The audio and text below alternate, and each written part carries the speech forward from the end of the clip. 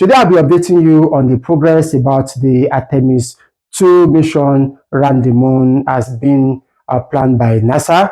I once told you in my previous video on how you can register your name to join this team to travel orbit around the moon with the NASA's team. NASA has recently updated us on the successful rollout of the Space Launch System from the NASA's Vehicle Assembly Building down to the Launch Pad Center in Florida. And today I'll be updating you on this progress that NASA has made. And this actually confirms the readiness of NASA for this Artemis II mission, which is expected to take place in February 6 next month. All right, let's go through and see what progress that NASA has accomplished in January 17, 2026. So, we'll be looking at the NASA Artemis II rocket and spacecraft that has made its way down to the launch pad in January 17 this year. So, this photo shows the NASA Vehicle Assembly Building, which is this building that we can see right here. That is the building.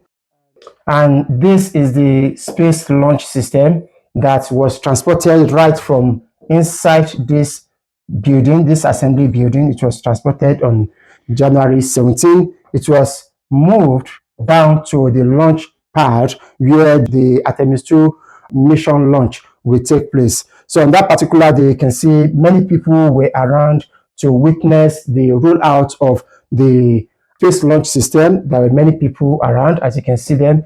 In fact, there were many people around, and there were many journalists that actually witnessed this successful rollout, which actually confirmed the readiness of NASA for Artemis II mission. So precisely on January 17, 2026, there was the rollout of the Space Launch System SLS from the Vehicle Assembly Building, which is this building, right, to the launch pad at NASA's Kennedy Space Center in Florida. Now, this building, the NASA Vehicle Assembly Unit, was completed in the year 1966. It has also expressed the assembling of the NASA Artemis I spacecraft. It was also used for the assembly of the spacecraft that was used for Apollo mission in 1966. Similarly, it has also witnessed the assembly of some other rockets as well too. Right from 1966, this building has been contributing to the success of NASA's mission to the space. So precisely, the NASA Vehicle Assembly Building is the largest single-story building in the world that was completed in 1966. It used to be the tallest building in Florida, not until 1974 that a 80-story building was built in Florida that override this building as the tallest building in Florida.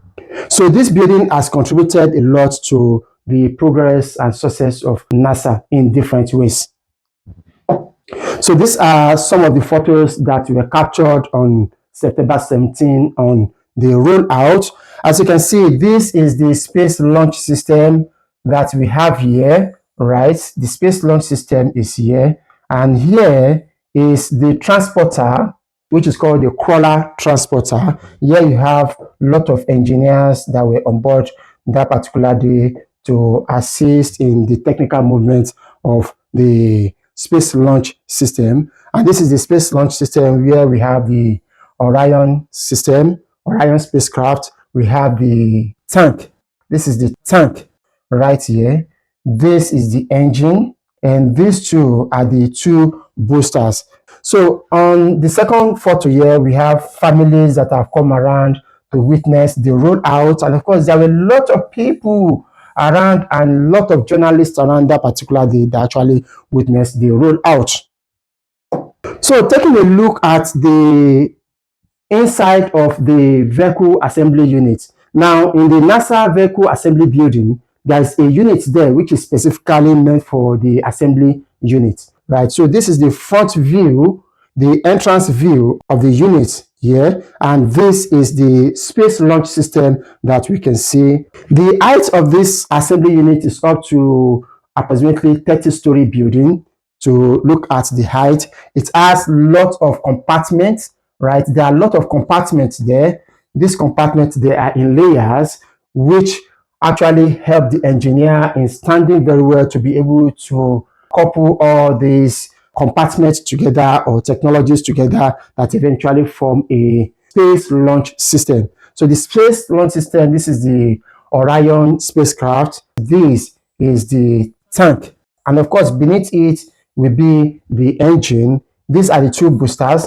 As you can see, there is a compartment here now, which the engineers can stand on, and they are using it to couple the booster as at the time this photo was taken. So the vehicle assembly unit is quite a very, very tall place, which actually qualifies it as the largest single-story building in the world.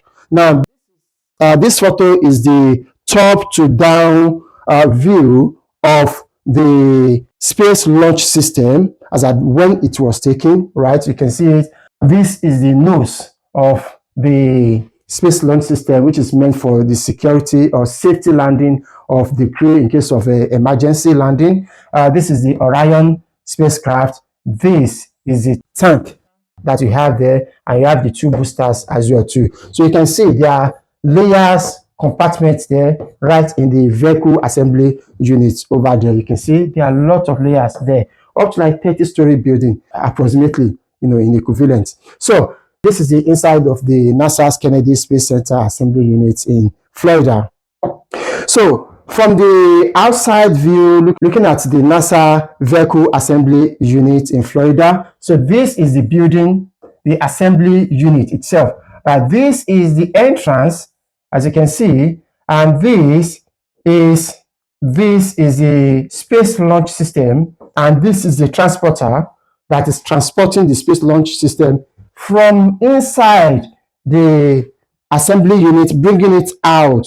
So this photo was captured as it was bringing it out. So on January 17, 2026, there are a lot of people around, and of course, these are NASA's offices right beside the vehicle assembly units there. So still on the same day, this is the photo of the non-technical staff that were working, monitoring on the safety of the space launch system that was being transported for that particular day. So this is the internal view of people that are working right doing the monitoring system inside. So this is the photo of the process of transportation. The space launch system here is being transported here. Now this is the transporter right here that is moving on, and this is the space launch system that is being transported through the road here. The vehicle assembly unit is primarily meant to put together all the hardware in place and install the software into place so that it becomes a whole system on its own. So looking at the space launch system, it comprises the tank. This is the tank that you have here where the fuel will be pumped in. It also comprises the engine. The engine is the one that will initiate the launching, and we have two boosters that are meant to assist after the launching has taken place. So next, at the upper part of it, we have the Orion spacecraft.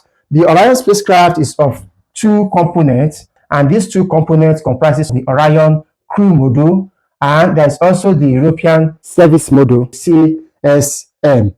Now, the Orion spacecraft has compartments there, two layers there to occupy the 4-man team that will be going on board. Remember that Orion spacecraft is advanced technology compared to the technology that was used for the Apollo. Apollo spacecraft will only occupy a maximum of 3 astronauts at a time, whereas the Orion could occupy up to 4. So these 4 will be able to sit in 2 layers, 2 compartments. The commander will be able to sit at the upper layer, and commander is a Red Wiseman, and the pilot, who happens to be Victor, the only black man that is going to the space for the first time, will also be able to sit at the upper level, which will be able to periodically control the spacecraft.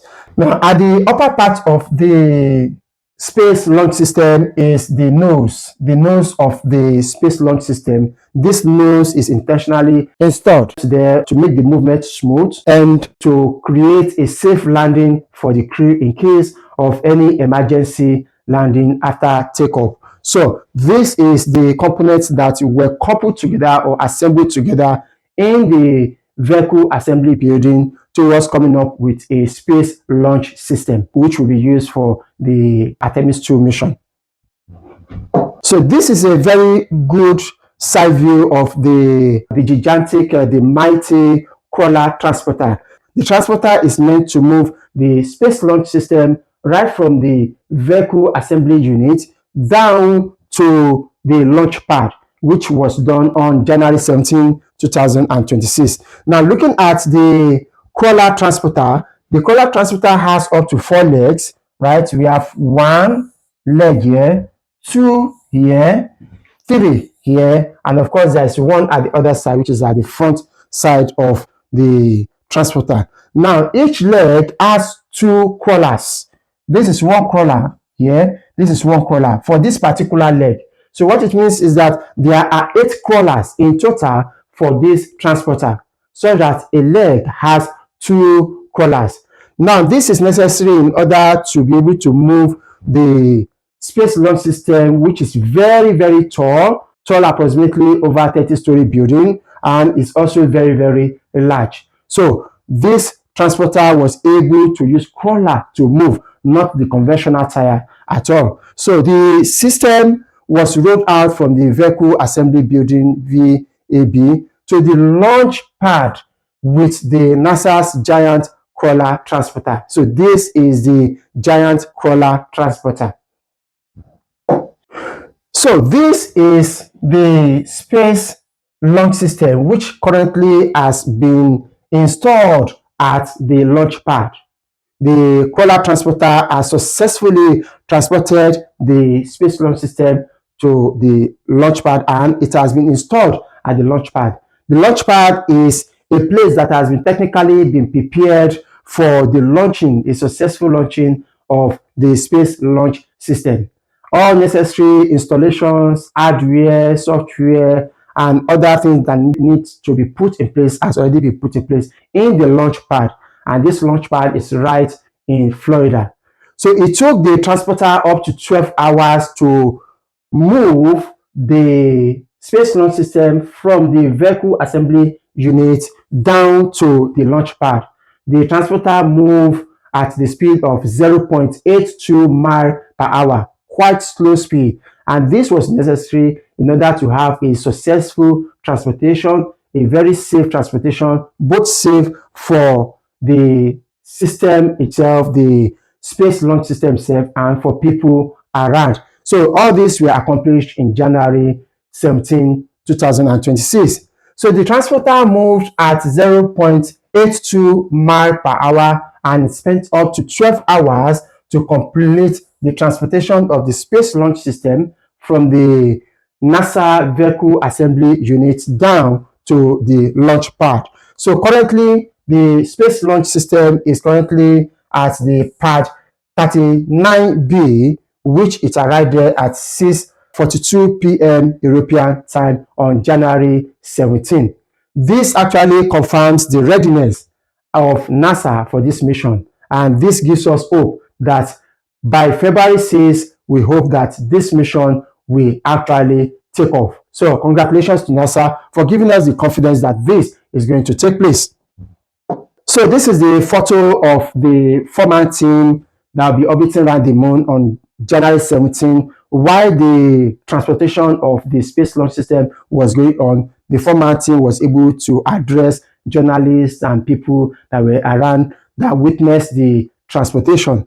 As you can see here, you have the journalists that they were around. They were able to ask questions on that particular day. You have the foreman team right here when they were able to answer some of the questions from the journalists. So as you can see, this is the foreman team when they were addressing the journalists on January 17. From the right, this is Reg Wiseman. Reg Wiseman is the commander of the team. Reg Wiseman is from the United States.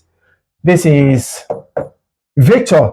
Victor is the pilot and is the first man of color, black man that will be going to the moon. This is Christina. Christina is the first female or woman that will be going to the moon. She represents Artemis herself. These three are from the United States of America. And finally, we have Jeremiah. Jeremiah, very tall man there. Jeremiah is from Canada. That signifies the international collaboration of other countries with the United States in NASA's mission. So this is the team, the former team that will be going around the moon, hopefully by February 6th. So currently, as I speak with you, this former team, they are currently on quarantine. Putting them in quarantine will make them free of the spread of disease or virus or infection among the team that can hinder the completion of the 10-day mission around the moon. It is expected that the quarantine will be completed by February 5. So before the quarantine complete, it is expected that the team will do what is called the wet dress rehearsal. The wet dress rehearsal is to do a final test and preparation and rehearsal or practice for the mission. And it is the outcome of this wet dress rehearsal that will determine if the team will be able to have a launch on February 6th. All other things being equal, if the result from the wet dress rehearsal is positive, then the launch will take place in February 6th. Otherwise, it will take place in February 7 or February 8 or February 10 or February 11. And that is for the month of February. But if the launch did not take place in any of these 5 days in February, then the team will have to go back to quarantine, another 14-day quarantine again, towards the team having a launch in March 6 or 7 or 8 or 9 or 11. So the team will have to go back to quarantine, then there will be another wet dress rehearsal. If the result is successful, then any of these 5 days in March will be the takeoff. Otherwise, April 1, 3, 4, 5, 6, or April 30 will be the next possible launch date again. However, so far so good as I speak with you, the former team is on quarantine. They will be preparing for the wet dress rehearsal. The NASA has indicated that everything is set, everything is ready. There is no concern for safety, no concern for technical issues. So NASA is preparing towards February 6th as the launch date. So as NASA continues to update us on the preparation for this launch in February 6th, hopefully, I will continue to update you. Ensure you subscribe to this channel, share this video, and give it a thumb up. What do you think about this forthcoming launch in February 6th? Ensure you put it in the comment section below. Till I see you in the next video, remain happy. Bye for now.